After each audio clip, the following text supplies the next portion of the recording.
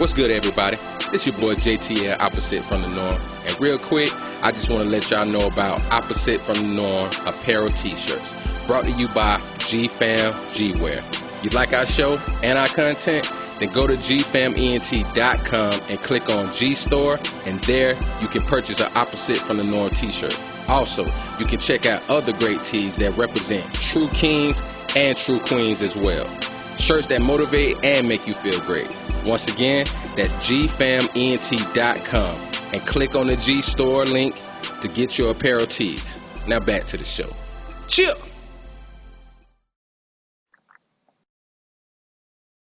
Yo, what's good, everybody? It's your boy JT. Yeah, from the Norm. Back to y'all. Another financial knowledge dropping at y'all. Yeah.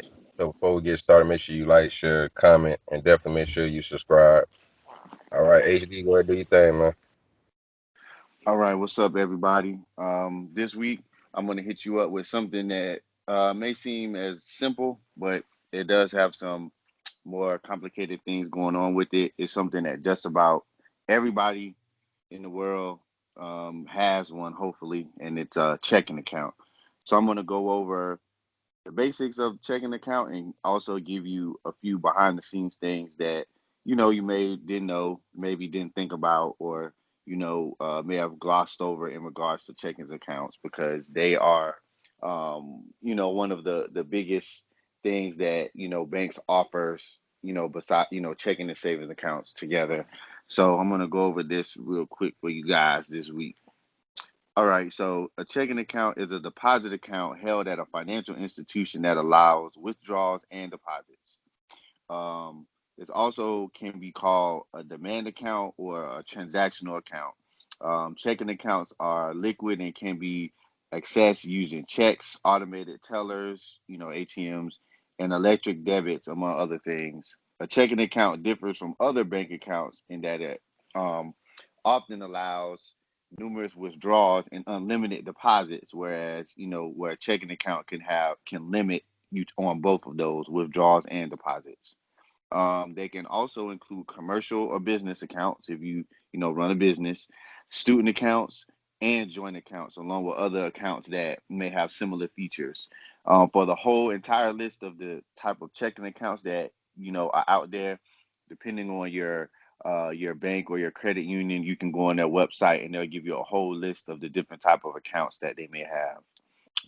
A commercial checking account is used for business and is the property of the business. The business officers and managers have the signing authority on the account as authorized by the business governing documents. Some banks offer special free checking accounts for college students that will remain free up until the time they graduate. A joint checking account basically is broke down where two or more people, whether it be marital partners or whatever, they're both able to write checks on that account. In exchange for liquidity, checking accounts typically do not offer high interest rates. In some banks, they don't have interest rates at all. But if held at a chartered banking institution, funds are guaranteed by the FDIC up to 250,000 per individual depositor per insured bank. For accounts with large balances, banks often provide a service that's called a sweep of the checking account. This involves withdrawing most of the excess cash in the account and investing it in an overnight interest bearing funds. At the beginning of the next business day, the funds are deposited back into the checking account along with the interest earned over that night. They also, some of the banks offer checking accounts with minimal fees.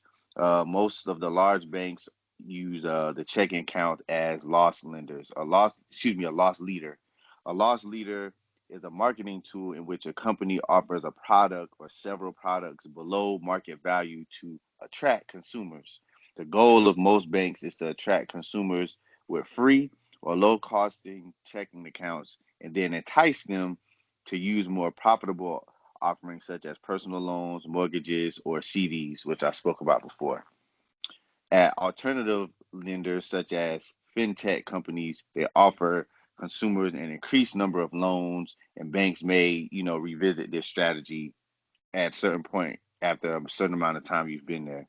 They may also decide, for example, to increase the fees on your checking account if they can't sell you other products to cover their losses. So sometimes that's very key. If they're not offering you other things, or if they are offering you other accounts, or to take out loans or this or that, if they can't do that, they're going to start hitting you up with certain fees. So pay attention to that. If you're someone who just has a checking account and you've had it for 2, 3, 4 years, and then all of a sudden you're seeing fees, you definitely should look into that. Okay, and just going into a little bit more of the explaining, because money held in checking accounts are so liquid, the aggregate balance nationwide is used in the calculation of the M1, which is the money supply. M1 is one measure of the money supply, and it includes the sum of all transaction deposits held at depository institutions. M2, which is another measure, includes all of the funds accounted for in M1, as well as those in savings accounts, small denomination time deposits, and retail money market mutual fund shares. All right, moving a little further along, as a customer, you can set up a checking account at your in your branch or through their website, and then of course to deposit the funds into said account, you can use an ATM, direct deposit from your job, or over the counter deposits. And to access the funds in your checking account, you can write a check, you can use ATM or your electronic, my bad, debit card or credit card, wherever choose to make your purchases. Advances in electronic bankings have also been made for checkings account to make it more convenient, where now you can pay bills via electronic transfer, which will, in this time and probably over in the future, is going to eliminate the need for writing or mailing paper checks altogether. You can also set up automatic payments, monthly or weekly, that can help you, pay light bill, water bill, whatever you may. Um, while most banks traditionally thought of as generating income from interest that they charge customers to borrow money, service charges were created as a way to generate income from accounts that weren't generating enough interest revenue to cover the bank expenses. So that's a little peek into behind the curtain of what goes on at the bank.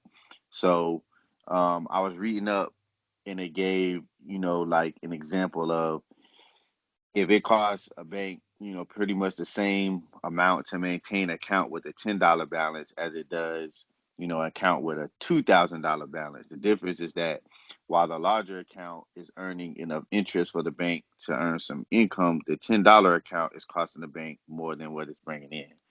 Um, a little side note here. I'm going to give you a little bit of information on some of the things that I spoke about earlier, like direct deposit. Just for those who may not know, the direct deposit allows your employer to electronically deposit money from your paycheck into your bank account, which makes the funds immediately available to you. They also benefit from this feature as it gives them a steady flow of income to lend to customers. Because of this, many banks will provide free checking if you set up a direct deposit for your account. Now, one thing that in just going over that, where it says that your funds are available immediately, sometimes something that I learned when I was working at a bank, that is true. However, there are some people who may have to do these type of things on like a Saturday, where I've seen people have had some issues. So keep in mind, if you're someone who may get paid later on a Friday or a Saturday, because some companies direct deposit on Saturday. So just be mindful of that there may be some issues that occur sometimes with the weekend direct deposits. Going on to with the electronic funds transfer, which is EFT, it is also known as a wire transfer. It's possible to have money directly transferred into your account without having to wait for a check to come in the mail. Most banks no longer charge to make an EFT.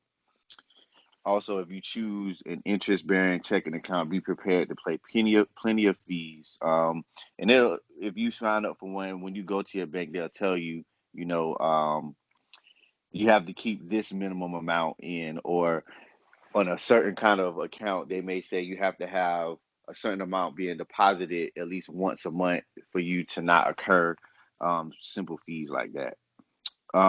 Moving on, a checking account can also affect your credit score and credit report under certain circumstances, but most basic checking account activities, such as making deposits and withdrawals and writing checks, do not have an impact. Unlike credit cards, closing dormant checking accounts in good standing also has no impact on your credit score or credit report, and oversights that result in checking accounts being overdrawn do not appear on your credit report as long as you take care of them in a timely manner. Some banks do a soft inquiry or credit report to find out if you have a decent track record handling money before they offer you a checking account. A soft pull has no impact on your credit score. If you're opening a checking account and applying for other products within that financial institution, such as a home loan, credit cards, the bank is likely to do a hard inquiry to view your credit report and score. The hard pulls reflect on your credit report for up to 12 months and may drop your credit score by as much as 5 points. So that's something also to remember. That hard pull can make you lose points on your credit score. If you apply for a checking account that has overdraft protection, the bank is likely to pull your credit since overdraft protection is a line of credit. If you fail to restore your account to a positive balance in a timely manner following an overdraft, you can expect the incident to be reported to credit bureaus. So remember that as well for, people who unfortunately may have, overdrawn here or there in the past. If you don't have overdraft protection and you overdraw your checking account and you fail to restore it in a positive balance in a timely manner, the bank may turn your account over to a collection agency. In that case, the information also will be reported to the different credit bureaus. Um, in addition to credit reporting agencies, there are agencies that keep track of and report your banking history. The official name of this report card on your bank account is Consumer Banking Report. Banks and credit unions look at this report before they will allow you to open a new account. The two main consumer reporting agencies that track the majority of bank accounts in the United States are Check System, which is CHEX Systems, and Early Warning Systems. If you apply for a new account, these agencies report whether you have ever bounced a check, refused to pay late fees, or had an account closed due to mismanagement. So that's something important to keep in mind as well.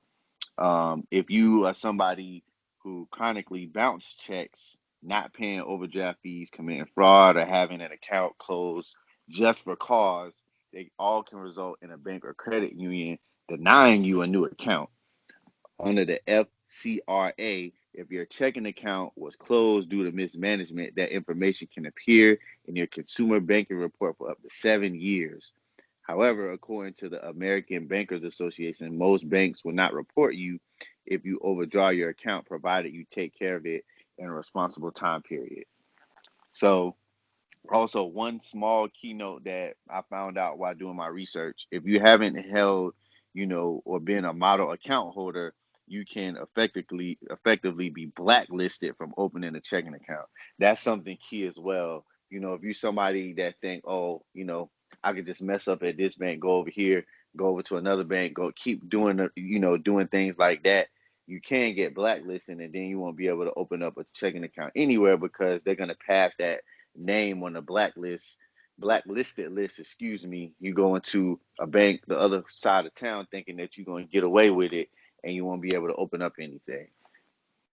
So that was this week's money management on checking accounts. I think that opening up a checking account is something that we as Black people also need to do at an early age for our children, just to get them in the habit of learning how to save money and, how to shop the correct way and how to, do their money collect in a correct way instead of just throwing money in a little piggy bank or throwing it into like a little jelly jar. Take your kid, have them open up a checking account, something that has, minimal fees, things like that, checking along with a savings account, and start teaching our kids even as early as 5 years old, so they can have a checking account and they can establish themselves from a young age moving forward. If you want to get more information on checking accounts and get more information on the behind the scenes things that I just went over, like the whole blacklisting things, how fees work, overdraft protection, things like that, you can go on a number of different websites, whether it be Bank of America, BB&T, Citibank, any of these banks or credit unions, and go on the website and get further information. All right, that was this week's Financial Talk. Your man HD signing out, and I'll get with y'all next week. Peace.